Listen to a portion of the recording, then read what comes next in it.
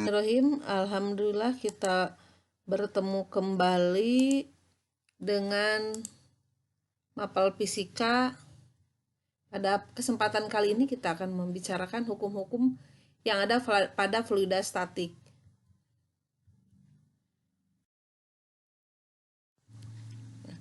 Hukum-hukum pada fluida statik itu ada 3 hal. Yang pertama adalah hukum pokok tekanan hidrostatik, dan hukum ini sudah kita pelajari di video sebelumnya bersama fluida statik 1 di tekanan hidrostatik.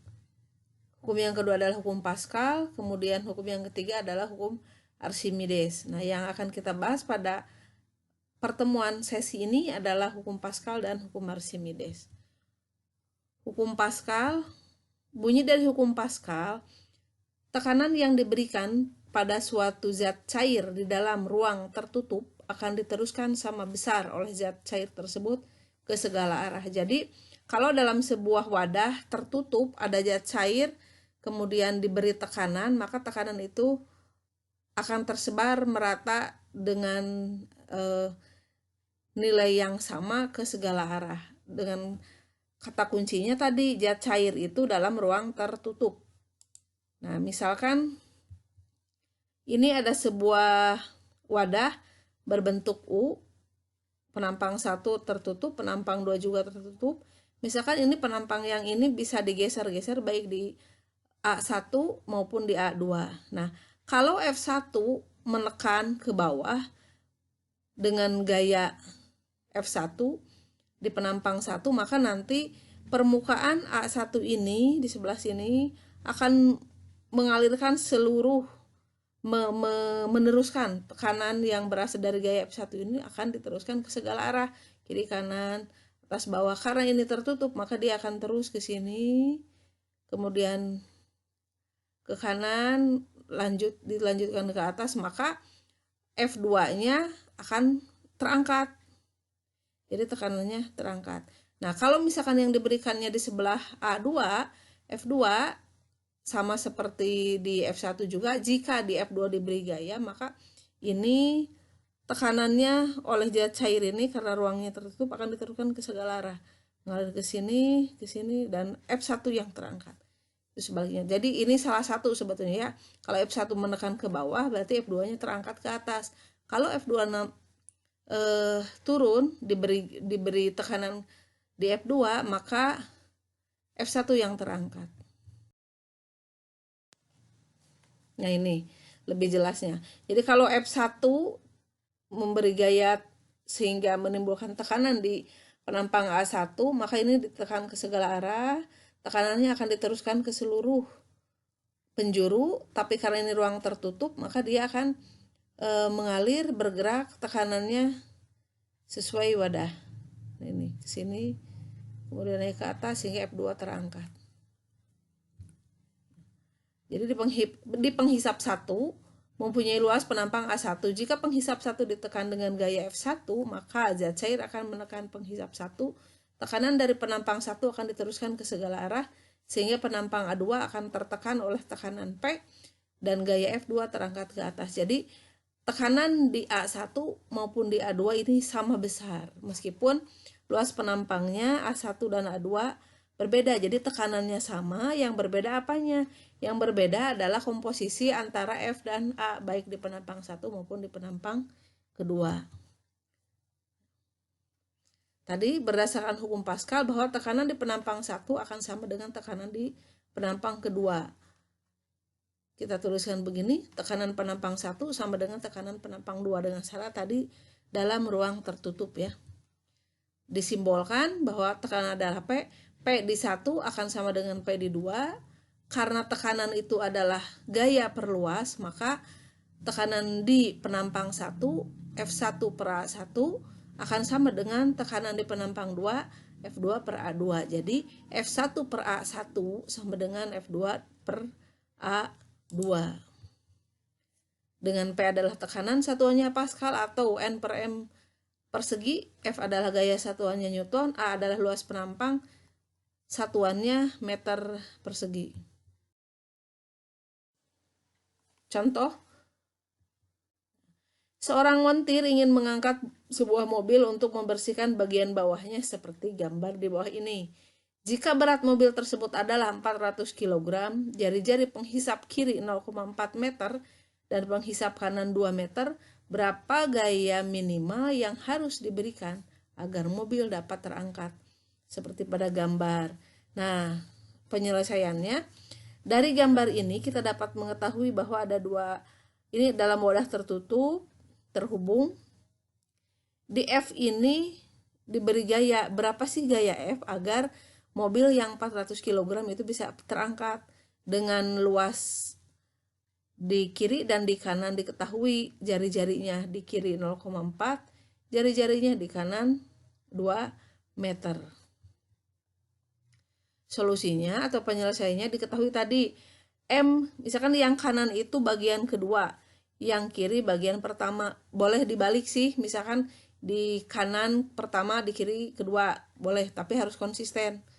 Nah, misalkan kita yang kiri 1, yang kanan 2 ya. Massa di sebelah kanan, yaitu massa mobil 400 kg.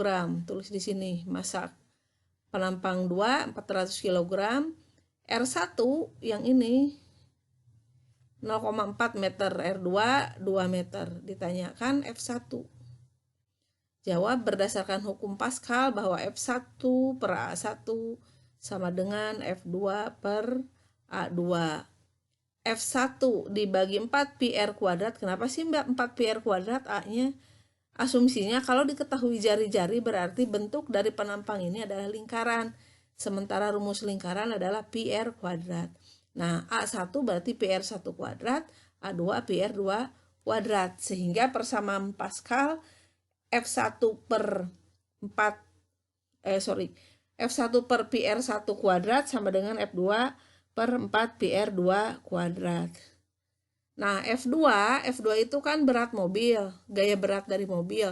Kita tahu bahwa gaya berat itu adalah massa dikalikan percepatan gravitasi. Berarti untuk F2 itu adalah 400 dikali 10, M-nya 400, G-nya kita ambil 10, hasilnya 4000 Newton. Nah, F di 2, 4000 Newton, masukkan ke rumus. Nah, ini ada yang sama. Pi di sebelah kiri ada pi, di sebelah kanan ada pi. Pi dibagi pi sama dengan 1 atau pi-nya dicoret, istilahnya begitu. Sehingga persamaannya menjadi F1 dibagi 0,4 kuadrat sama dengan 4000 dibagi 2 kuadrat. Atau kalau ini kita kali silang, F1 dikali 2 kuadrat sama dengan 4000 dikali 0,4 kuadrat. Nah, ini ke sini, ini ke sini. Jadi F1 kali ini sama dengan ini kali ini. Hasilnya F1 sama dengan 4000 dikali 0,4 kuadrat dibagi 2 kuadrat sama dengan 160 Newton. Jadi, gaya yang diberikan pada penampang 1 adalah 160 Newton. Bisa dicek operasi matematikanya ya. Yang ketiga, hukum di dalam fluida statik adalah hukum Archimedes. Sebetulnya ini Archimedes itu mungkin kalian udah dengar sebuah dongeng, bukan dongeng sih sebetulnya, memang saat itu si Archimedes menemukan hukum ini ketika dia kepepet, ketika diminta oleh raja untuk menemukan solusi dongeng antara tukang pengrajin mahkota emas. Namun untuk dongeng tersebut lain hari atau lain kesempatan kita beri penjelasannya. Nah, jadi si Archimedes ini intinya ketika dia menemukan hukum ini, dia lompat ke dalam bak mandi, kemudian mengamati air yang tumpah. Nah, dari ini kan hanya mengamati ya, membaca fenomena yang terjadi di sekitar dia. Ketika dia masuk, kenapa tumpah? Kemudian dikurangi airnya naik. Kemudian dia coba dengan benda lain, bukan badannya, ternyata berbeda. Ketika benda yang lebih kecil dimasukkan ke air, kenaikan airnya, tumpahnya air itu berbeda. Nah, dari sanalah dia menemukan hukum Archimedes bahwa sebuah benda yang terendam dalam fluida, baik sebagian maupun seluruhnya, akan mendapat gaya tekan ke atas atau gaya apung yang besarnya sama dengan fluida yang dipindahkan. Jadi dari cerita tadi, kalau ada benda yang masuk ke dalam fluida atau zat cair, maka benda tersebut mengalami gaya ke atas dan dampaknya apa? Si air tertekan ke atas, jadi gaya berat masuk ke dalam air, berat yang masuk ke dalam air sama dengan gaya apung ke atas dari fluida itu sendiri yang dipindahkan, fluida yang dipindahkan, baik tumpah maupun tidak sampai tumpah. Nah ini misalnya kalau eksperimen sekarang begini, ini 5 kg, masukkan ke air maka dia akan tumpah. Kemudian yang sebelah kanan 2 kg, masukkan ke air maka dia akan tumpah. Nah tumpahan yang 5 kg dengan tumpahan yang 2 kg tentu akan berbeda. Namun misalkan begini, kalau 5 kg itu berarti kan massa, beratnya berarti kalau misalkan gravitasinya kita ambil 10, berarti gaya berat di gambar 1 adalah 50 Newton. Nah, kalau 50 Newton ini dicemplungkan ke dalam bejana yang ini, zat cair yang kiri, maka nanti ini akan tumpah. Tumpahannya ini ya sama, jadi 50 Newton juga. Atau kalau ditimbang ya 5 kg juga gitu. Jadi kalau benda masuk, ini misalkan masuk tenggelam semuanya gitu ya, ke dalam zat cair, maka dia akan tumpah. Kalau misalkan ini kayu misalkan, ternyata tercelupnya hanya sedikit, misalkan sebagian dalam air, sebagian tidak di air, ngapung, terapung gitu ya, maka yang tumpah ya sedikit sesuai berat benda yang tercelup dalam zat cair. Nah kalau yang kanan, misalkan ini peristiwanya semua benda masuk ke dalam fluida, misalkan ini 2 kg, maka nanti gaya beratnya 20 Newton. Ketika gaya berat 20 Newton nyemplung ke air atau tercelup ke air seluruhnya, maka air ini akan tumpah dan tumpahannya akan sama persis dengan berat benda. Kalau beratnya 20 Newton, maka tumpahan airnya yang tertampung ini akan 20 Newton. Itu yang dimaksud di bunyi hukum Archimedes. Nah, atau secara ringkas, bahwa gaya apung ke atas sama dengan gaya berat benda yang tercelup. Jadi FA adalah gaya apung, W adalah gaya berat yang masuk ke dalam air. Karena W sama dengan M kali G, ini tadi benda yang masuk ke air ya, maka FA sama dengan M kali G. Atau kita ingat tentang hubungan antara massa jenis dan massa juga volume. Karena massa jenis, ini materi di SMP, massa jenis tidak akan diterangkan di sini. Karena massa jenis itu adalah massa per volume, ini massa jenis adalah massa dibagi volume, maka kita akan memperoleh massa itu tinggal bolak-balik rumus saja. Kalau rho sama dengan M per V, maka M adalah rho dibagi, nah maka M adalah rho dikalikan V.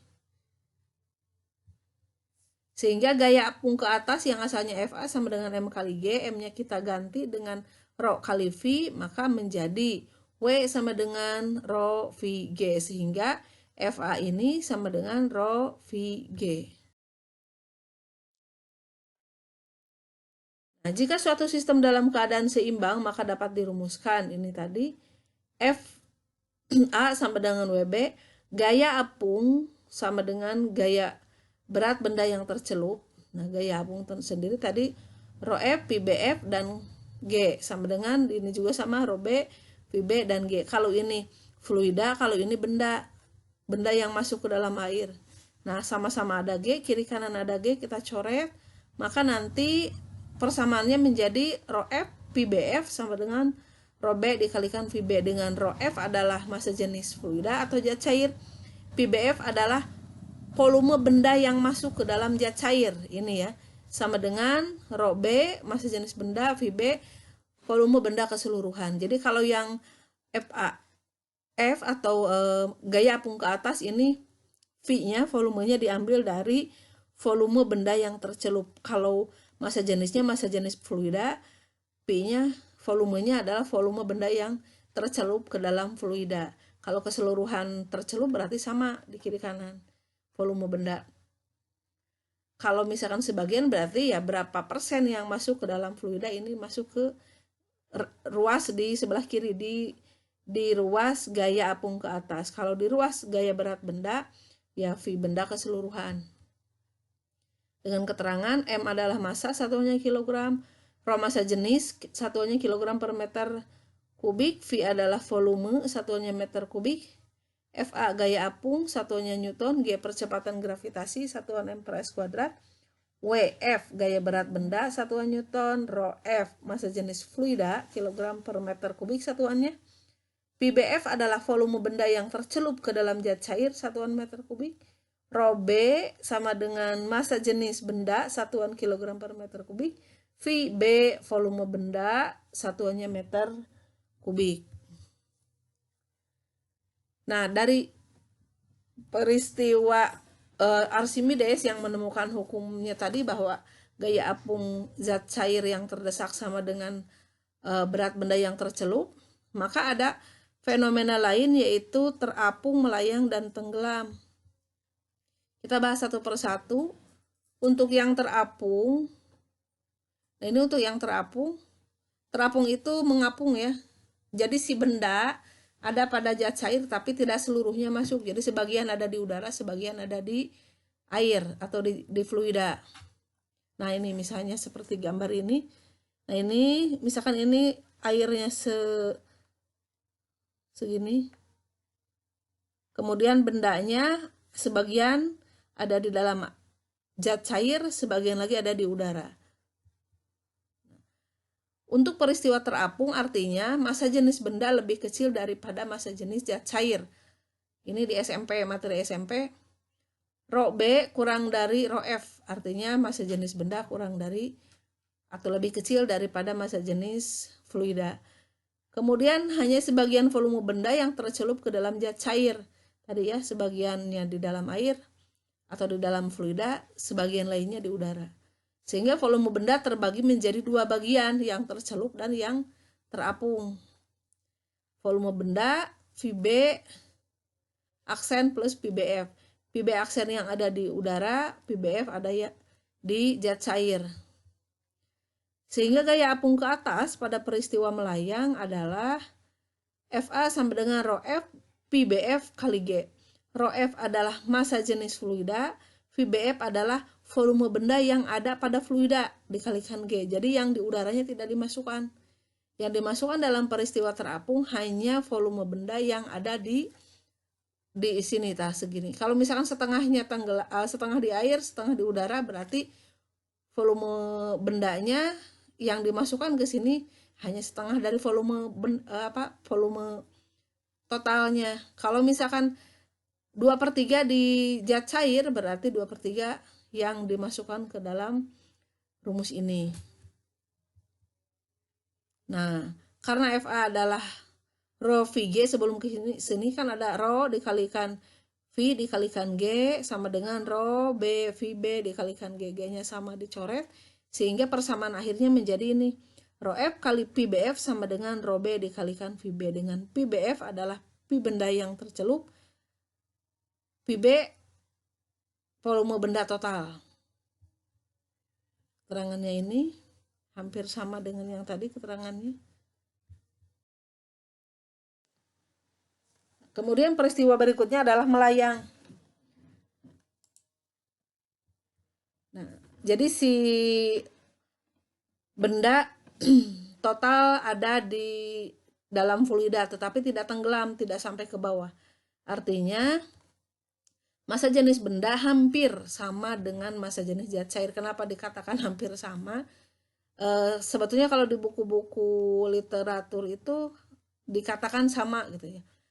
Nah, karena massa jenis itu merupakan identitas susunan zat benda, maka karena susunan zat benda itu unik, tidak mungkin ada yang sama persis kecuali memang bendanya sama. Misalkan cairan emas dengan emas padat, berarti sama massa jenisnya. Jadi hampir sama lah ya, diasumsikan sama karena pembulatan jadi sama, tapi bendanya berbeda. Ini peristiwa melayang, jadi seluruh volume benda berada dalam air, kemudian tidak terlalu ke bawah dan juga tidak mengapung, tidak tenggelam, berada tepat antara permukaan zat cair dan dasar zat cair, ada di tengah-tengah. Nah, pada peristiwa ini volume benda seluruhnya tercelup ke dalam air sehingga VB sama dengan VBF. Maka konsekuensinya gaya apung ke atasnya menjadi rho F dikalikan PB dikalikan G, atau sama dengan rho F B-nya seluruh volume benda masukkan ke sini dikalikan gravitasi. Kemudian peristiwa yang ketiga adalah tenggelam. Jadi ada perbedaan sedikit. Kalau di peristiwa melayang ini hampir sama massa jenisnya, tapi kalau di peristiwa tenggelam massa jenis benda itu lebih besar daripada massa jenis fluida. Tapi ada hal yang sama, bahwa seluruh benda tercelup di dalam zat cair. Ini kan hampir sama ya, ini seluruhnya beda posisi saja. Kalau melayang di tengah-tengah, ini tenggelam di dasar. Kalau yang di dasar berarti massa jenis benda jauh lebih besar daripada fluida, sedangkan yang melayang itu hampir sama.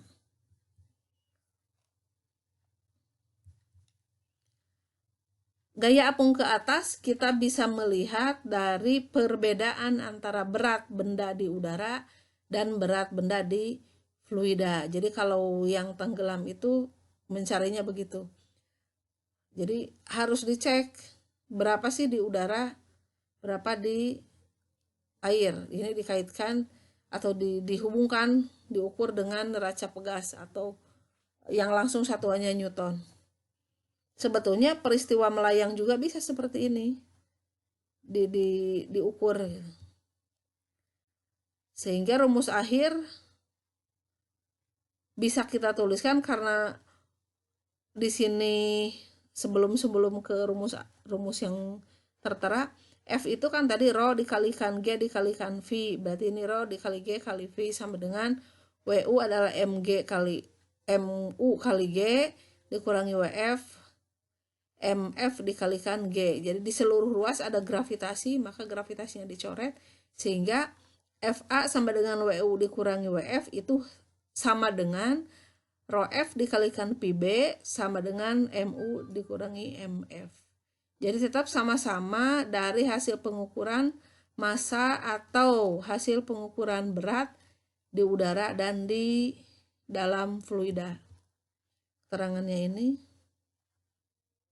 MA adalah massa di MU adalah massa benda di udara ketika belum dicelupkan. MF massa bendanya masih sama, yang diukur ketika sudah tenggelam di dasar fluida.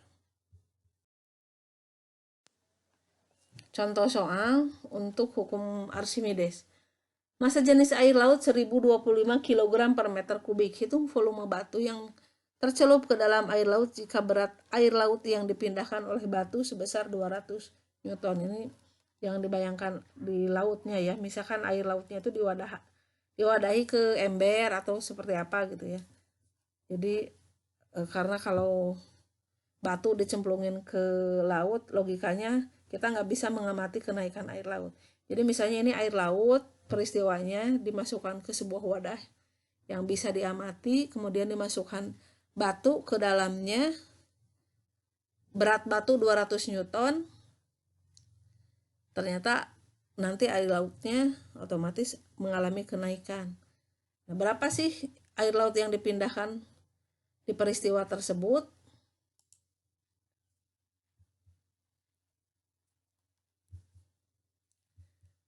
Nah, diketahui tadi rho F rho fluida 1025 kg per meter kubik, berat batu yang dicelupkan 200 Newton, G-nya 9,8 M per S kuadrat. Yang ditanyakan berapa volume batu yang tercelup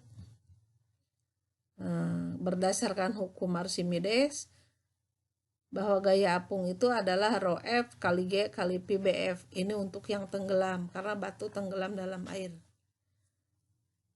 Berat air laut itu kan M kali G. Gaya apung itu rho F G kali pi BF. Maka tadi beratnya cair yang tumpah sama dengan gaya apung batu, sehingga dapat tulis W sama dengan FA, W sama dengan rho F kalikan G kali VBF, atau sama dengan VB, karena VBF atau volume batu yang tercelup ke dalam zat cair itu sama dengan seluruh volume batu karena tenggelam. Masukkan angka, W-nya sudah diketahui 200 Newton, rho F-nya atau massa jenis air lautnya 1025, G-nya 9,8, VB-nya ditanyakan, sehingga 200 sama dengan 1045. Ini hasil dari 1025 dikali 9,8, 10.045 PB, atau PB sama dengan 1045 dibagi 200, hasilnya 50,225 meter kubik. Jadi volume batu yang tercelup adalah 50,225 meter kubik. Jadi air laut yang dipindahkan juga volumenya sama 50,225 meter kubik.